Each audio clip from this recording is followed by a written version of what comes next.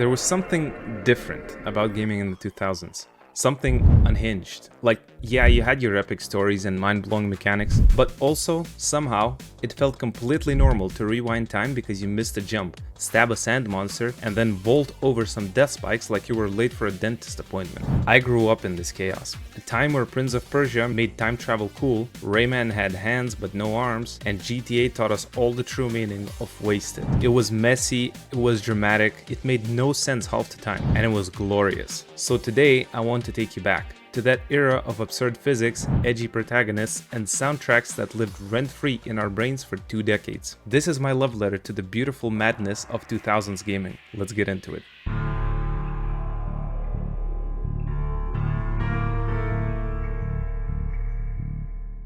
You know, I don't think we appreciated just how edgy gaming got in the 2000s. Like, we went from Save the Princess to I Am the Darkness, real quick. Let's start with Prince of Persia, Warrior Within. A game that looked at its predecessor and said, cool story bro, now let's add more screaming, more sand demons, and metal music that sounds like the inside of a teenager's diary. You'll have to do better than that.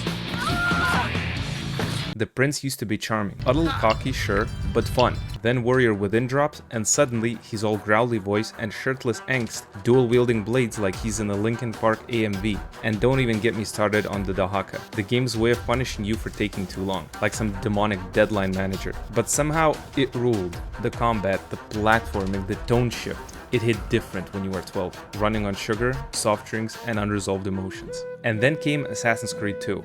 Which said, what if you took all that edge, but made it classy? Enter Ezio Auditore da Firenze, Renaissance playboy by day, stabby parkourist by night. Assassin's Creed 2, through Revelations, were the perfect blend of historical intrigue, slick combat, and I totally understand Italian politics now because I played this game. There's something hilarious about jumping off a cathedral, landing on a guy like a silent meteor, and then having a full-on existential crisis in the Animus 5 minutes later. And the Assassin's Creed drip, immaculate. Those white robes made you feel like a holy ninja, except instead of stealth, most of us just sprinted through crowds and hoped for the best.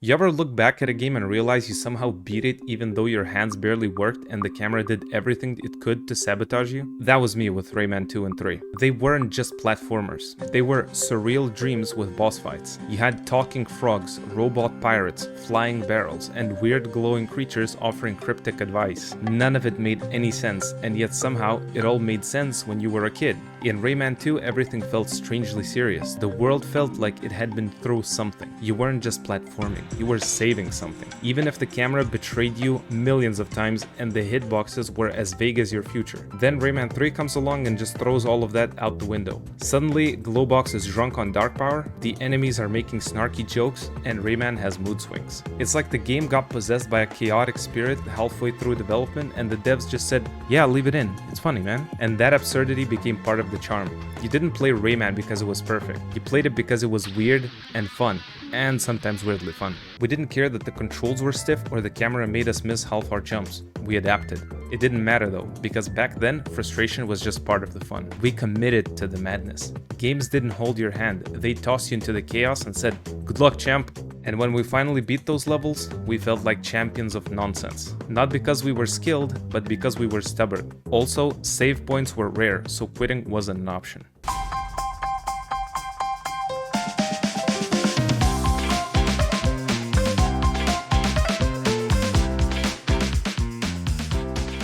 There's a special kind of bond you form with a game that absolutely should not have been in your hands as a kid. And for me, that bond was forged in the fires of carjackings, botched assassinations, and the sweet sound of a radio DJ yelling nonsense while I drove off a pier. GTA 3, Vice City, San Andreas. These games weren't just open world, they were open chaos. And to a 10-year-old me, that was a playground. I wasn't supposed to understand the plot. I barely knew what organized crime even meant. All I knew was that I could steal a tank, fly a car, with cheats of course, and get a haircut mid-police chase. It was the kind of freedom that no other game offered back then, and it taught me the worst lessons imaginable. Like, punching someone is a totally valid way to solve traffic issues. You can eat 6 burgers in a row and immediately get fit with 1 trip to the gym. And most importantly, if you mess up bad enough, just reload your save and pretend it never happened. And then there was Hitman 2: Silent Assassin, a game that wanted you to be a professional but mostly turned you into an improvisational disaster artist. It gave you tools, disguises, and maps, but zero reassurance. There was no mission failed, restart, safety net. You messed up, you had to live with the consequences. Or, eliminate everyone and hope for the best. The best part? The disguises. You could go from bold assassin to military sergeant, firefighter, or literal ninja. And somehow, nobody noticed the barcode on the back of your head. There was a strange elegance to the chaos. Sometimes you'd nail the plan perfectly, poison the drink, walk away unnoticed. Other times, one missed shot and it became a full-blown action movie where the entire level was after you. And the game did not care. It let you fail with style. Or without style, whichever came first. Looking back, Hitman 2 was like a life lesson in disguise. Plan all you want, but be ready to throw it all out when a random guard spots you dragging a body into a freezer. These weren't just games, they were moral puzzles that I solved with a rocket launcher and an attitude problem. And looking back, I probably shouldn't have played any of them. But hey, they helped raise me, like a weird uncle who taught you how to hotwire a car and ghost a wanted level.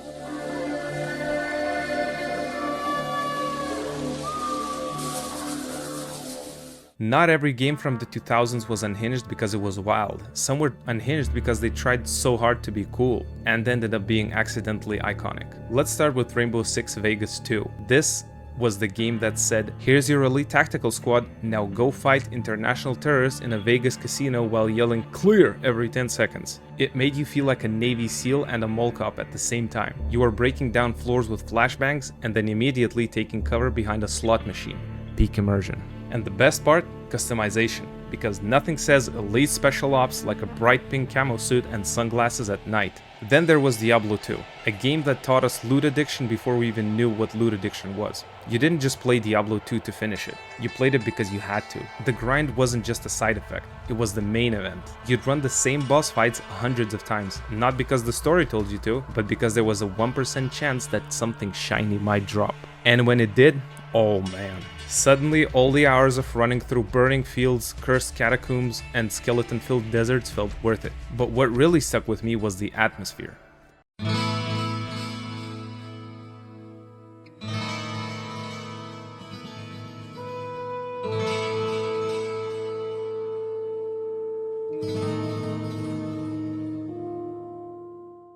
That eerie soundtrack, the constant sense of dread, the way everything felt like it could kill you at any moment, and often did. It wasn't a game that held your hand. It tossed you into hell and said, just figure it out, dude. And we did, through laggy internet, character deaths, and losing all our loot to a misclick. We figured it out. Diablo 2 didn't need to scream to be intense. It just was intense. And every glowing rune, every socketed weapon, every whisper of "stay a while and listen" lives somewhere in my memory rent-free. And finally, Need for Speed Most Wanted. Yes, the 2003 version. A game that felt like street racing crossed with soap opera. The story was cheesy, the characters were dramatic, and that's exactly what made it amazing. Razor, the villain, was basically the embodiment of smug energy. You wanted to beat him, not for justice, not for honor, but just to wipe that grin off his stupid face. And the racing itself? Pure adrenaline. The sense of speed was unreal. You weren't just trying to win, you were trying to survive long enough to lose your heat level. Every time the cops showed up, it turned into a battle of reflexes, instincts, and questionable decision making. There's this moment when your car's flying down the highway at 250 kilometers an hour, cops sirens screaming, helicopters overhead, where the game stops being a racer and becomes a thriller. And when you finally lost the cops by hiding behind a truck in a construction yard, that was a win like no other. The blacklist system gave everything purpose. Every rival had a different car, a name, a face. You weren't just racing AI. You were working your way through a criminal career ladder like it was a personal vendetta. And honestly, nothing made you feel cooler than customizing your ride, slapping a ridiculous vinyl on it, and roaring back into the streets like a local legend. Together, these games blended grit and groove, giving us style, tension, and just the right amount of over-the-top energy to keep us locked in for hours. They didn't just entertain, they defined a vibe. The 2000s were a weird, chaotic, beautiful time to grow up with games. They didn't always make sense.